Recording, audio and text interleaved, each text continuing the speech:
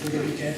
I won't take any questions or discussion at this stage. I think we actually want to try and move on very quickly to the next speaker because we're going to hear something very similar but from a slightly different perspective. And I say one we're very lucky to be able to actually hear because the next speaker is going to be Asli Odman, who is a peace activist academic from Turkey who was involved with the Health and Safety Labour Watch in Istanbul and involved with an outfit called Workers' Families Seeking Justice, which is very much like a Turkish equivalent of that. We weren't sure we could be able to have Asli here because I don't know if you've been following it, but life's actually very difficult for activists, academics and trade unionists who oppose the regime in Turkey at the moment, and we didn't know they should get a visa until last week. But thankfully she managed to make it, so I'll go straight over and ask Asli to please speak.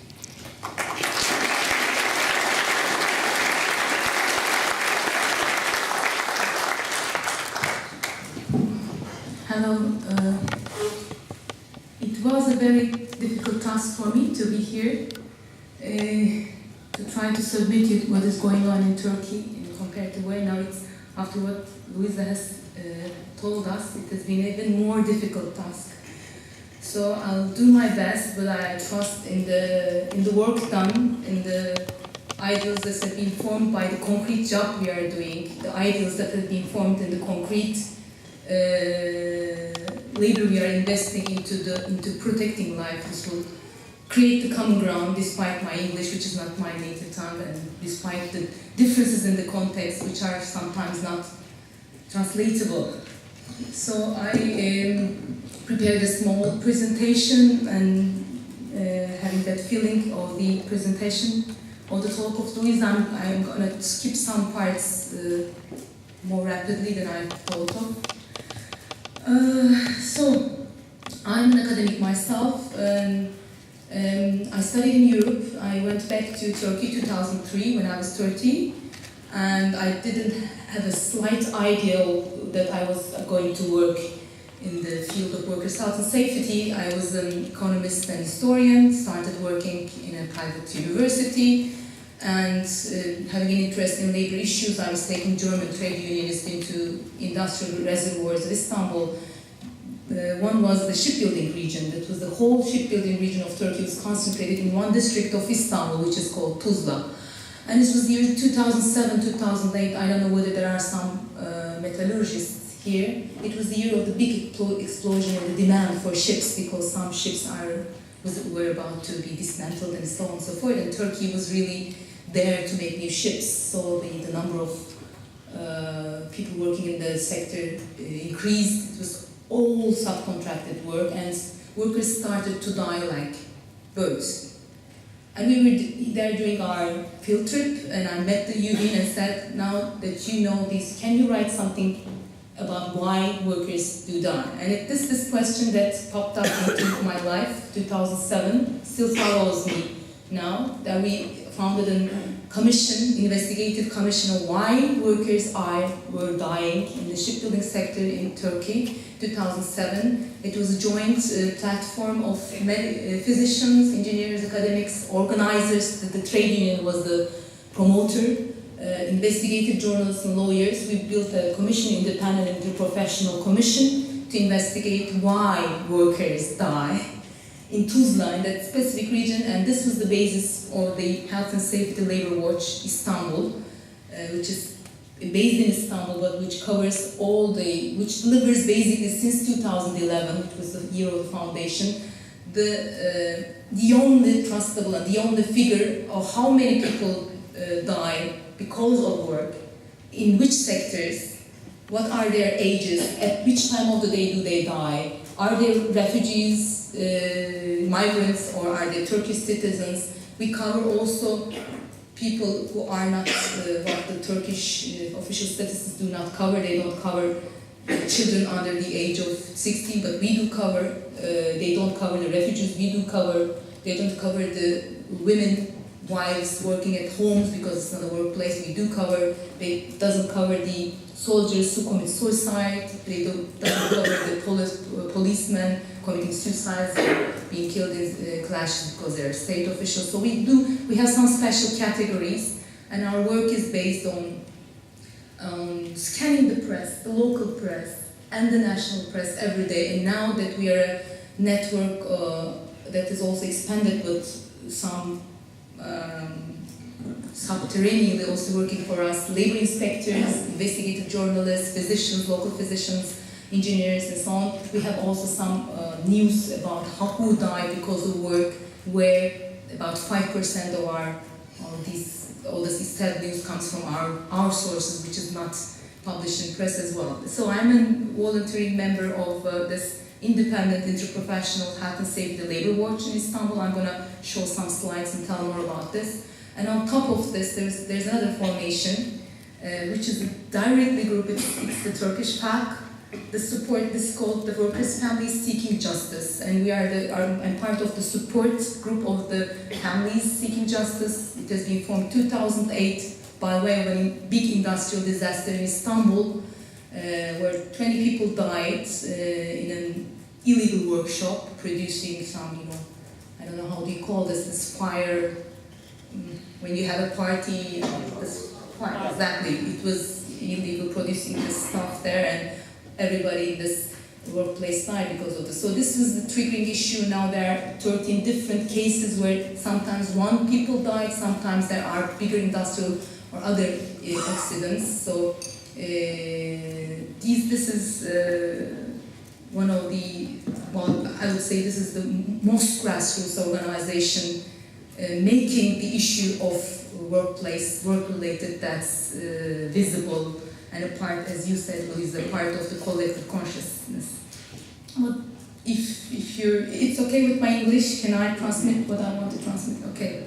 So I wanted to put it also, since I have a professional disease of being an academic, I wanted to put it into a framework. I'm sure that you're just reading news about our wonderful president and some kind of putting in a context of Islam or not Islam or things like that. I want to put it in the context that we all understand the labor conditions, the economy and capitalism. So that's the, when Louisa was talking, I was thinking about the, what Marx said, the tendencies, the universal tendencies of capital accumulation and the universal tendencies or the death toll of this type of capital accumulation. These are universal tendencies, and what the context differs with that, then we have to find it out. Okay, I can name the system in Turkey really corporatocracy.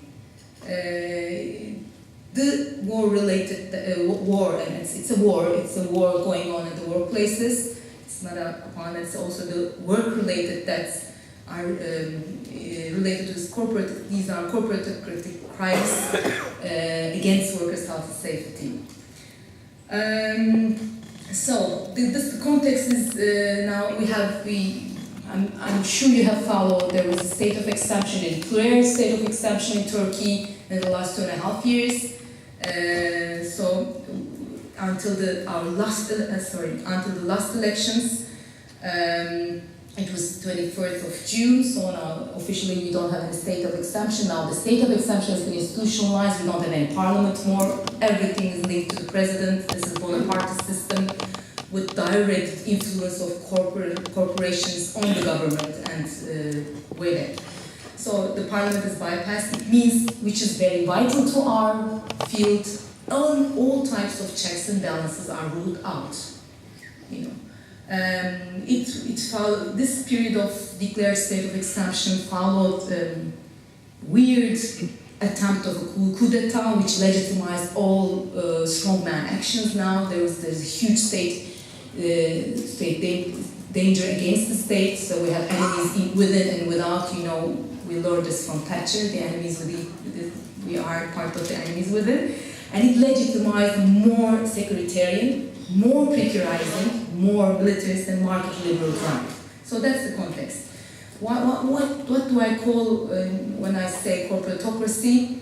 We have also academics working in other fields, delivering subversive databases. Really, knowledge commons has become very important because of the type of corporatization of universities and academic knowledge, because of the censorship and the whole corporations controlling the media. So we have established our own databases. This one is about networks of disposition. It's called, there we map, this is a collective data compiler, and it maps the relationships of capital and power, state power in Turkey.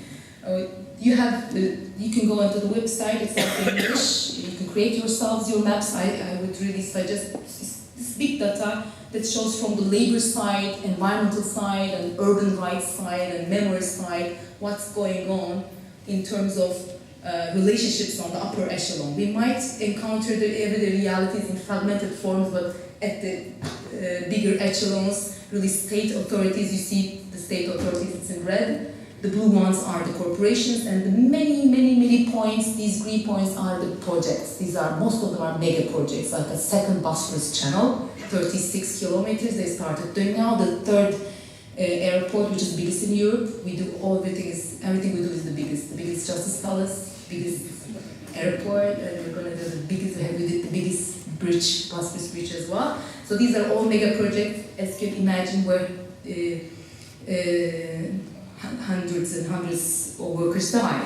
Mega project means mega deaths. The death toll rises. So compiling, so we put this is a map of mega project. We have maps of media alliances with the states, and we put always the work-related deaths on top of them. So it's a corporation reputation chart, if you want, that shows also relations with this. This is what I mean with the corporations. So the biggest corporations, they are organized in terms of holdings, and they have organic ties to the state. Whereby our real estate of exemption, I was using this word before we had a declared state of exemption, including I did a radio program the day we had the attempt of coup d'etat on state of exemption, and the state of exemption came the day after, and my friends were kidding that you called the Satan by the name. I was saying we have this real state of exemption, according to the great thinker I'm very influenced by, is Walter Benjamin from the fascist Germany, fleeing the fascist Nazi Germany, saying we have to introduce a real state of exemption. The mighty, they do introduce their state of exemption by saying what is normal and what is abnormal, but something like that every day at least 20 to 30 people, I'm going to come back to the figures when I say 20 or 30, why I'm so awake, died due to work-related reasons in Turkey. This is a real state of exemption, as if there would be a war. No. Every day, 30 people go to work and don't come back, or they die on long-term effects of occupational diseases, or they die in workplace suicides. 30 people. If we had a war, I asked myself how many more people would have died. So that's a war that is going on in workplaces. This is a real state of exemption, what we were calling. But it is normalized and naturalized. Most of them are not. Part of this naturalization is also that the state keeps false databases, or it falsifies, or it covers parts of the workplace stats, and doesn't make it visible, or doesn't lets it come to the surface. So workplace accidents plus deadly occupational diseases plus suicides plus unregistered accidents and so forth. So the workforce is around 23 million out of a population of 80 million people. Official rate of informality is 34, but let's put it 50%. It's going down because they're playing with the statistics, and unemployment rate is 11%. You can imagine this is very high compared with British figures. And only a minor fraction is registered. So this is from the Health and Safety Labor Watch. This is our workplace. We call it work-related murders.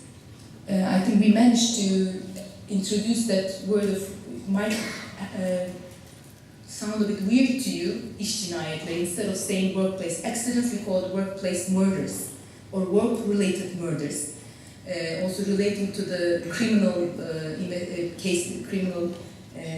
cases we are following, that never pop up to be showing that there is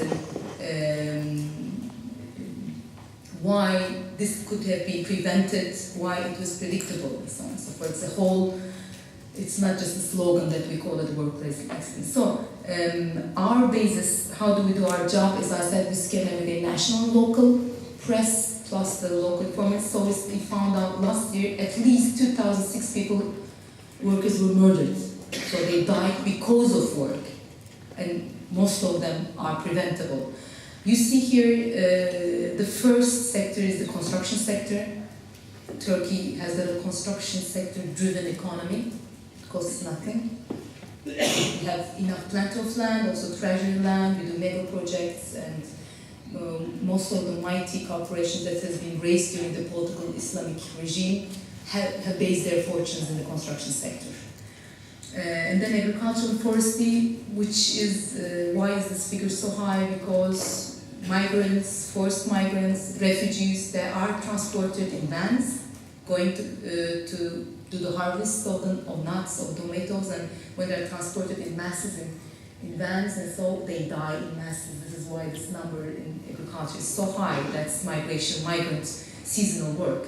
Transportation, so these are traffic accidents disguised, workplace accidents disguised as traffic accidents, and so on and so forth. You see that the rate of the women are very, very low, 6%, 7%. Women are invisible also in terms of workplace accidents, even in our statistics, because imagine local and national press, the homes as workplaces are invisible. Women in sectors are unregistered. If a woman dies in an unregistered apparel workshop, its news doesn't come into the press, or a woman a lower class woman cleaning the house of an upper class lady and falls down a window, cleaning the window, doesn't appear in the news most of the time. That's one of the problems. So you can talk about so many different tendencies. And this is, again, as I said, only the tip of the iceberg. So the occupational diseases that are totally, if I say totally, I really mean it, totally invisible in Turkey. I couldn't believe when I started doing the job. Talking to the physicians, I was thinking these leftist physicians are weird, what are they talking about? No, it's really true. Look at that. The second column are the official statistics of the Turkish state security system. So 2013, also last year, nobody died because of occupational diseases. Nobody dies. Turkey is number one in the world. Nobody dies.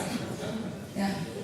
And this is what is expected to find out. So when Turkey started this progression, how do you call this, with the European Union, accession process with the European Union, it had to change all its laws. So our occupational health and safety law was directly translated from the European occupational health and safety law, word by word. These are experts who do this. So we have wonderful laws. So then the state had stressed in order to increase the numbers they sending to the hospitals, because increase the number of the deaths. We don't have enough deaths, so this was the type of figure. So, and this period is over. There is no European Union-Turkey relationship and pressure structure anymore. And this is what remains. So in all the reports of World Health Organization, all International Labour Organizations say you're not credible. That's not fine. So you have to increase the numbers, at least the figures. You have to increase the figures. They need the registrational figures, but that's the thing. And we know the figure, the official figure, and that's another one. You see the diagnosis rate of occupational diseases. It's not the registration, but just the diagnosis rate. In countries, it's the average rate, like Germany, France, it's the blue one, and in Turkey, it's the red one. Okay? Yes. That's the incidence, diagnosis rate of occupational disease. So, World Health Organization says if a worker dies in a workplace accident, just multiply at least by 5 and you'll arrive at the rate of death because of occupational diseases. So if we have found out 2006 occupations, 2002 out of them are only accidents because that someone dies because of a heart attack or because of lung cancer doesn't appear in press, so we can't capture despite the deaths because of the occupational diseases. Multiply this by at least 5 and you'll arrive, again, not having counted the suicides and unregistered ones and not in the press appearing ones, at a figure of at least 20 to 30 people. So we see very clearly that development and death are interlinked, linearly interlinked in Turkey. So the sectors of more, deeper and accelerated capital accumulation are sectors where more people die. We seen the tendencies. It was when I was starting doing this job, 2007, the shipbuilding sector. It was very clear. Then the construction sector clearly and consistently, since we started doing the databases, always #1 sector. You look at the country, you come to Turkey, you see how cities change, how mega projects and infrastructure projects are made, really pharaonic ones. You can understand why this is always, how development, this means the capital accumulation, and this is the name of the party ruling Turkey since 2002, the Party of Development and Justice. So this is development without justice. It can't be this type of development with justice, or any type of development with justice. Or TV and series sector. So Turkey is an exporter of soap operas everywhere in the world. I don't know, UK, I don't think so, but everywhere in the world.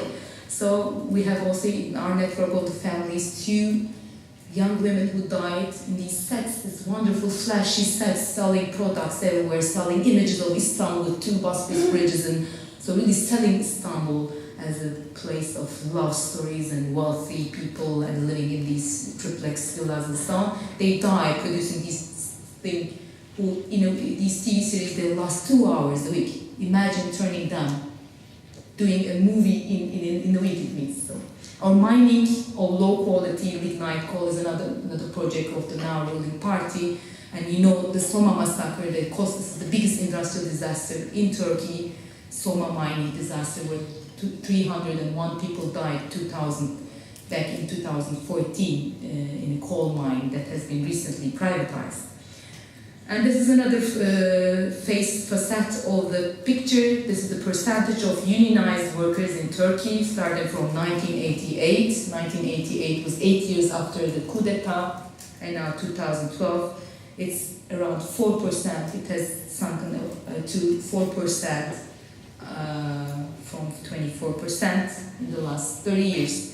Or not everybody all the workers who are unionized can profit from a collective bargaining agreement, which is a different thing. So this is really the creme de la creme of the workforce. It has sunken to 2.5–3% of the whole Turkish population. So I will give him this presentation, and she can send this to you. So I'll finish this, wrapping up the actors in